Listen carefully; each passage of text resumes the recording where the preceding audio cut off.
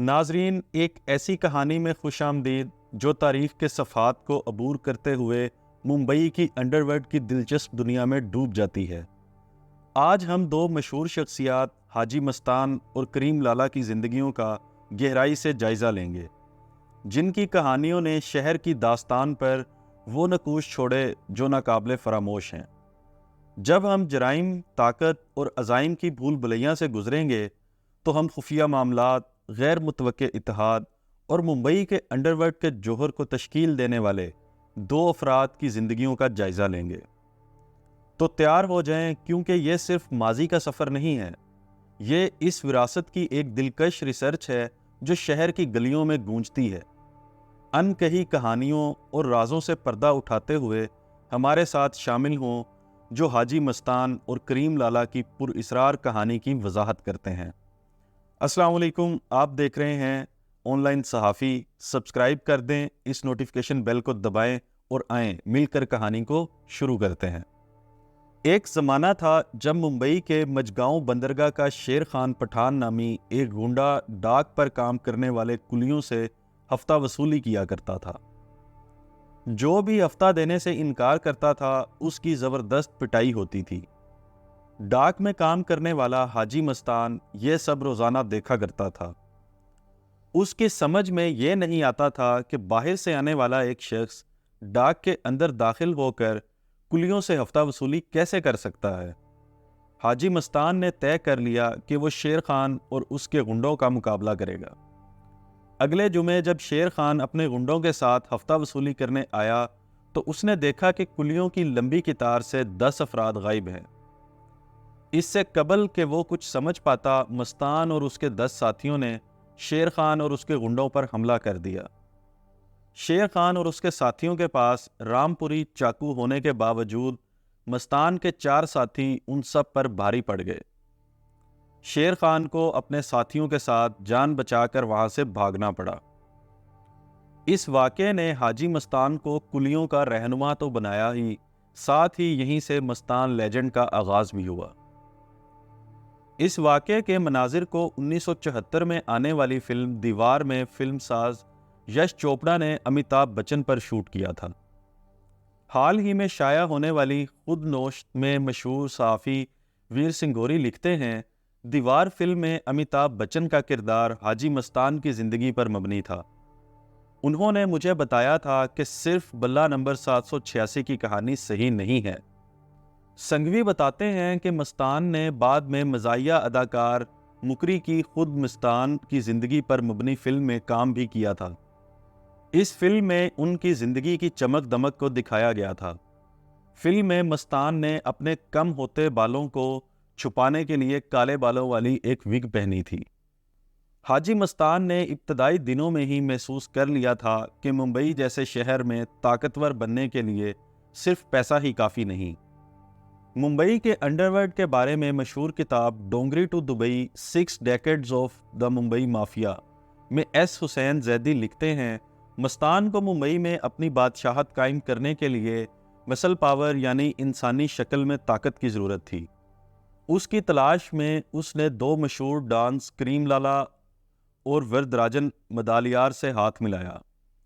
1956 میں حاجی مستان کی دمن کے ڈان سکر نارائن بکیا سے نزدیکیاں بڑھیں۔ جلد ہی دونوں پارٹنر بن گئے اور انہوں نے کچھ علاقے آپس میں بانٹ لیے۔ ممبئی بندرگاہ مستان کا علاقہ تھا تو دمن بندرگاہ بکیا کا علاقہ۔ حسین زیدی لکھتے ہیں کہ دبئی سے لایا گیا تسکری کا سامان دمن میں اترتا تھا، جبکہ دمن سے لایا گیا سامان ممبئی بندرگاہ پر اتارا جاتا تھا، تو بکیا کے سامان کی نگرانی کی ذمہ داری مستان پر ہوتی تھی۔ مستان وارڈن روڈ اور پیڈر روڈ کے درمیان صوفیہ کالج لین کے ایک بنگلے میں رہنے لگے تھے۔ ویر سنگھوی لکھتے ہیں، میں حاجی مستان کا انٹرویو لینے گیا تھا۔ اس کے باغیچے میں ایک پرانا ٹرک کھڑا رہتا تھا۔ اس ٹرک کے بارے میں مشہور تھا کہ اسی ٹرک کو مستان نے اپنے پہلے کانٹرا بینڈ کی ڈیلیوری کے لیے استعمال کیا تھا۔ میں نے ایک بار مستان سے اس بارے میں پوچھا تھا، لیکن اس نے ان دعووں کو مسترد کر دیا تھا۔ لیکن اس کی جگہ کوئی بھی اور ہوتا تو وہ بھی ان دعووں کو مسترد ہی کرتا۔ ویر سنگھوی ممبئی انڈرورلڈ کے ایک اور شخص یوسف پٹیل سے بھی اپنی ملاقات کا ذکر کرتے ہیں۔ وہ لکھتے ہیں، یوسف کو اپنے پیر ہلانے کی عادت تھی۔ جب وہ ایسا کرتے تھے اکثر ان کی پنڈلیاں نظر آ جاتی تھیں۔ تبھی مجھے معلوم ہوا کہ وہ اپنی پینٹ کے نیچے پاجامہ پہنا کرتے تھے۔ میں نے آج تک کسی اور کو پینٹ کے نیچے پاجامہ پہنے نہیں دیکھا۔ میں نے آخر کار انہیں کچھ پرانی باتیں یاد کرنے کے لیے راضی کر ہی لیا۔ سنگھوی لکھتے ہیں، انہوں نے مجھے خود بتایا کہ ایک بار حاجی مستان نے ان کے قتل کے لیے کریم لالہ کے غنڈوں کو سپاری دی تھی۔ وہ سڑک پر چلے جا رہے تھے، تبھی 2 افراد نے انہیں گولی مار دی اور وہ انہیں مرا ہوا سمجھ کر وہاں سے بھاگ گئے۔ انہیں اسپتال لے جایا گیا اور وہ بچ گئے۔ اس واقعے کا ذکر حسین زیدی نے بھی اپنی کتاب میں کیا ہے۔ وہ لکھتے ہیں، ممبئی مافیا کی تاریخ میں پہلی سپاری حاجی مستان نے 1969 میں 10,000 روپے میں کبھی اپنے ساتھ کام کر چکے شخص یوسف پٹیل کے قتل کے لیے دی تھی۔ یہ کام کریم لالہ کے پشتون نژاد 2 گنڈوں کو سونپا گیا تھا۔ انہوں نے پٹیل پر حملے کے لیے منارہ مسجد کے پاس کے علاقے کا انتخاب کیا تھا۔ انہوں نے بتایا کہ ان دونوں نے ماہ رمضان میں یوسف پٹیل پر بھیڑ بھاڑ والے علاقے میں گولی چلا دی۔ پٹیل زمین پر گرے اور ان کے باڈی گارڈ نے انہیں بچانے کے لیے ان پر چھلانگ لگا دی۔ حملہ آوروں نے بھاگنے کی کوشش کی، لیکن وہاں موجود بھیڑ نے انہیں پکڑ کر پولیس کے حوالے کر دیا۔ یوسف پٹیل کے بازو پر 2 گولیاں لگیں، لیکن اس کا باڈی گارڈ زندہ نہ بچ سکا۔ بعد میں پولیس نے اس معاملے میں حاجی مستان، کریم لالہ اور دیگر 11 افراد کو گرفتار کر لیا۔ ویر سنگھوی نے جب حاجی مستان سے اس واقعے کے بارے میں پوچھا تو انہوں نے اقرار کیا کہ یہ بات سچ ہے۔ سنگھوی لکھتے ہیں کہ مستان نے مجھے بتایا کہ یوسف نے ایک معاملے میں دھوکے بازی کی تھی۔ کوئی بھی حاجی مستان کے ساتھ دھوکے کے بعد زندہ نہیں رہ سکتا تھا۔ سنگھوی کے بقول مستان نے کہا، جب مجھے بتایا گیا کہ پٹیل مر گیا ہے تو مجھے بہت تسلی ہوئی، لیکن بعد میں جب معلوم ہوا کہ یوسف پٹیل بچ گیا ہے تو میں نے اسے اللہ کی طرف سے اشارہ سمجھا۔ اگر اللہ یہ نہیں چاہتا کہ یوسف ابھی مرے تو اس کی رضا کی لاج رکھنی ہوگی۔ کچھ عرصے بعد حاجی مستان اور یوسف پٹیل ایک بار پھر دوست بن گئے۔ حاجی مستان ہمیشہ سفید رنگ کے کپڑے پہنتے تھے۔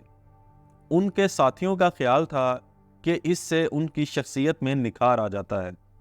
ویر سنگھوی لکھتے ہیں، ایک بار اداکارہ امرتا سنگھ کی والدہ رخسانہ سلطان نے مجھے پہلی بار حاجی مستان سے ان کی ملاقات کا قصہ سنایا۔ انہیں کیمے صابن استعمال کرنے کی عادت تھی۔ ان دنوں وہ انڈیا میں نہیں ملا کرتا تھا اور وہ اسے سمگلروں سے خریدا کرتی تھیں۔ سنگھوی کے مطابق ایک بار انہوں نے ممبئی کے ایک بھیڑ والے بازار میں اپنی کار پارک کی اور صابن خریدنے چلی گئی۔ سب نے یہی کہا کہ اس صابن کی سپلائی آج کل نہیں آ رہی۔ جب وہ واپس اپنی کار کے پاس لوٹیں تو وہاں لوگوں کی بھیڑ لگی ہوئی تھی۔ جب وہ کار کے اور نزدیک پہنچیں تو دیکھا کہ ان کی کار کی پچھلی سیٹ کے ایک حصے پر کیمی صابن کا ڈھیر لگا ہوا تھا۔ ان کی کار کے بغل میں سفید کپڑوں میں ایک شخص کھڑا ہوا تھا۔ وہ پہلے مسکرایا اور پھر اپنا تعارف کراتے ہوئے کہا، مجھے حاجی مستان کہتے ہیں۔ جس وقت حاجی مستان ممبئی کے انڈرورلڈ میں اپنے پیر جمانے کی کوشش کر رہے تھے، ایک اور کلی وردراجن مدالیار ممبئی کے وکٹوریا اسٹیشن پر روزی روٹی کمانے میں جٹا تھا۔ مدالیار کی پیدائش جنوبی انڈیا کی ریاست تمل ناڈو میں ہوئی تھی۔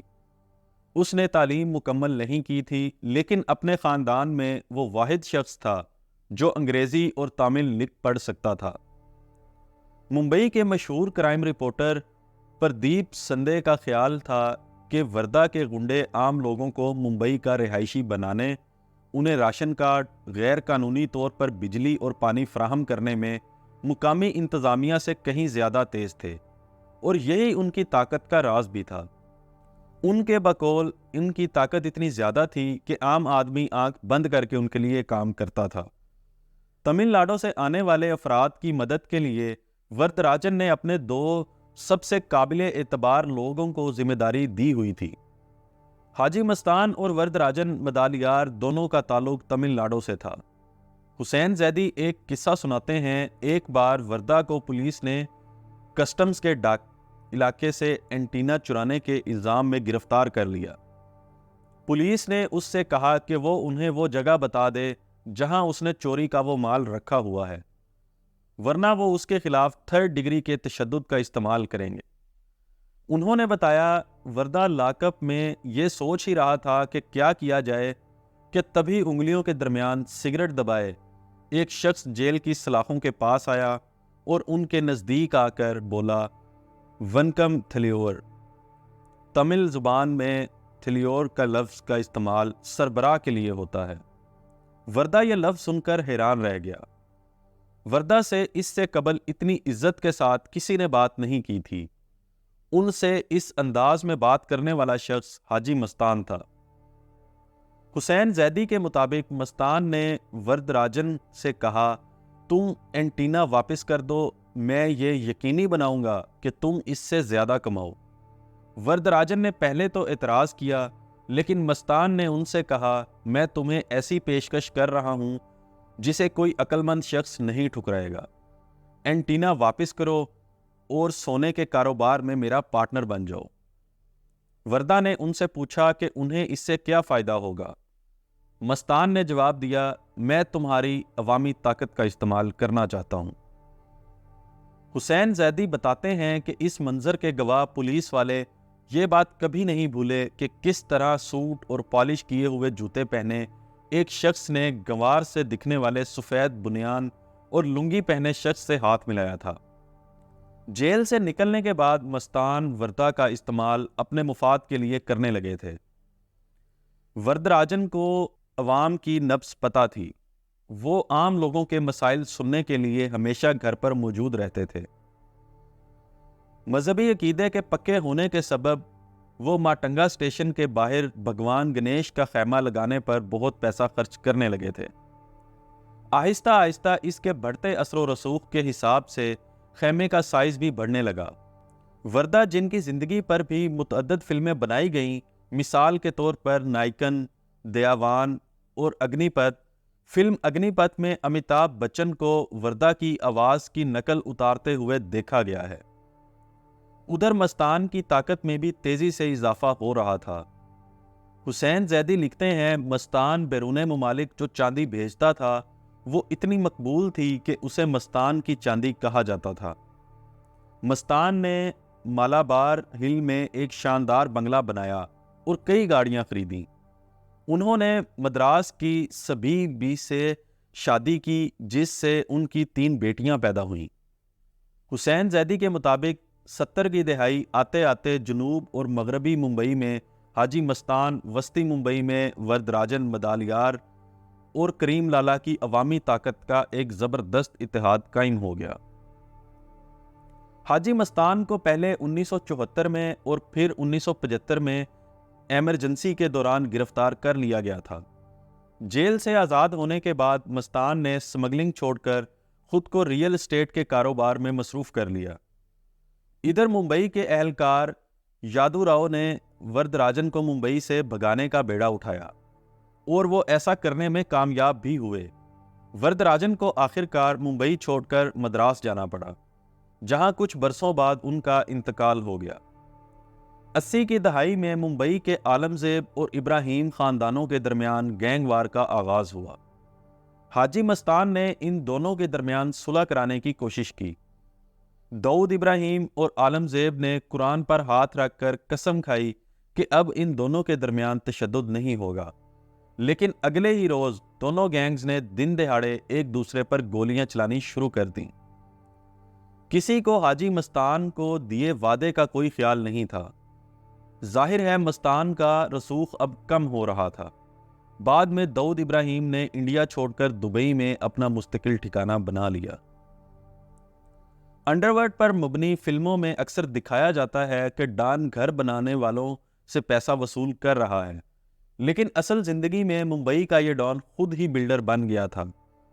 ویر سنگھوی لکھتے ہیں، مستان اور یوسف پٹیل جب یہ کہتے تھے کہ ریئل اسٹیٹ کا کاروبار سمگلنگ سے زیادہ منافع بخش کام ہے تو وہ مذاق نہیں کر رہے ہوتے تھے، جس کی وجہ تھا بامبے رینٹ ایکٹ۔ جس نے مالک اور کرایہ دار کو ایک ہی مقام پر لا کر کھڑا کر دیا تھا اور اس سے انہوں نے بہت فائدہ اٹھایا۔ مان لیجئے آپ کے پاس ایک فلیٹ ہے، آپ نے اسے کرائے پر دیا ہوا ہے۔ اگر آپ چاہتے ہیں کہ کرایہ دار آپ کا فلیٹ خالی کر دے تو اس قانون کے تحت آپ کو عدالت میں ثابت کرنا ہوگا کہ آپ کی ضرورت آپ کے کرایہ دار کی ضرورت سے زیادہ ہے۔ کرایہ دار ظاہر ہے یہ دلیل پیش کرتا تھا کہ اس کے پاس جانے کی کوئی اور جگہ نہیں ہے۔ اس قانون کا اثر یہ پڑا کہ ممبئی کے وسطی علاقوں کی حالت بگڑنے لگی۔ مالک مکانوں نے اپنے گھروں کی دیکھ بھال چھوڑ دی، چالاک کرایہ دار اپنے فلیٹوں کے حصے کر کے انہیں آگے کرائے پر چڑھانے لگے۔ انڈرورلڈ نے اس موقع پر مالک مکانوں سے ان کے گھروں کو کم قیمتوں پر خریدنا شروع کر دیا۔ اس کے بعد وہ کرایہ داروں پر گھر خالی کرنے کا دباؤ ڈالتے اور جو انکار کرتا اسے انجام بھگتنا پڑتا۔ اس کے بعد ڈان وہاں نئے مکان بنا کر اسے مہنگوں داموں بیچ دیتے۔ نتیجہ یہ ہوا کہ سمگلنگ سے کہیں زیادہ اس کاروبار میں آمدن ہونے لگی۔ 80 کی دہائی میں جب ان لوگوں پر پولیس کا دباؤ بڑھنے لگا تو متعدد ڈانز نے دبئی کا رخ کرنا شروع کر دیا۔ وہاں سے بھی انہوں نے انڈرورلڈ کا کام نہیں چھوڑا، لیکن اس بارے میں کہانی پھر کبھی سنائیں گے۔